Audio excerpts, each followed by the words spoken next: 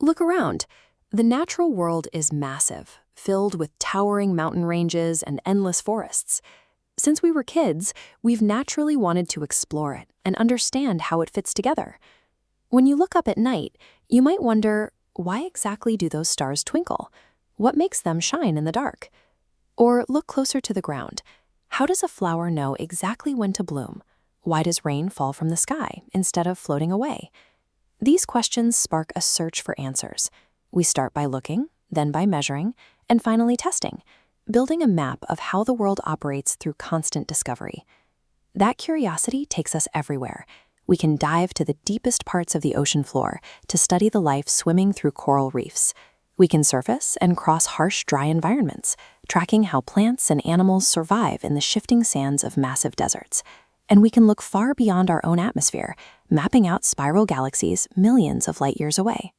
Whether we're looking at a reef in the Pacific or a star cluster in deep space, we rely on the exact same tool: human observation. We look closely and try to understand.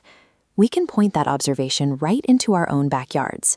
Notice the rapid, quiet growth of a tiny seed, pushing through the soil to become a new plant. We observe how living things interact to survive, like a cow producing milk for its calf. That brings us to our own survival. Think about the meals you eat every day. What are those ingredients made of, and how did they get to your plate? Every step of growing crops, testing soil, and even baking bread in your kitchen relies entirely on biological and chemical reactions. Take a look at this illustration showing the Earth's water cycle. It traces how water moves from the ocean, over land, and back. Notice how the sun causes water to evaporate, gathering into clouds and eventually falling over the mountains as rain. This happens because thermal energy changes the state of matter. Heating water turns it into invisible steam, while freezing it turns it into solid ice. Those invisible physical rules dictate the rainstorms, the snowy days, and the humid afternoons you experience right outside your window. Even the most boring objects around you hold answers. Look closely at a school desk. You'll find a metal key, a plastic ruler, maybe a rubber eraser. Figuring out exactly what those items are made of and why a ruler bends while a key snaps requires testing and investigation. The everyday things we take for granted are the direct results of humans experimenting with materials until they found exactly what worked. You actually run these experiments yourself all the time. Imagine you're writing an essay, and suddenly your pen just stops working. You observe. The pen isn't laying down ink. This leads to a question. Why did it stop? You guess it's out of ink, so you check the cartridge. If it's full, you guess again. Maybe the ink dried out at the tip.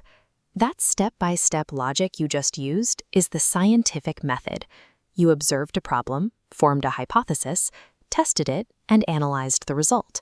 We often picture scientists as people locked away in laboratories wearing white coats, but that is a narrow view of what science actually is. A cook tweaking a recipe for perfect crust is doing science. A mechanic diagnosing a clicking sound on a spinning bicycle wheel is doing science. So keep looking closely at the world around you. Run your own experiments, test your guesses, and never stop paying attention to the details.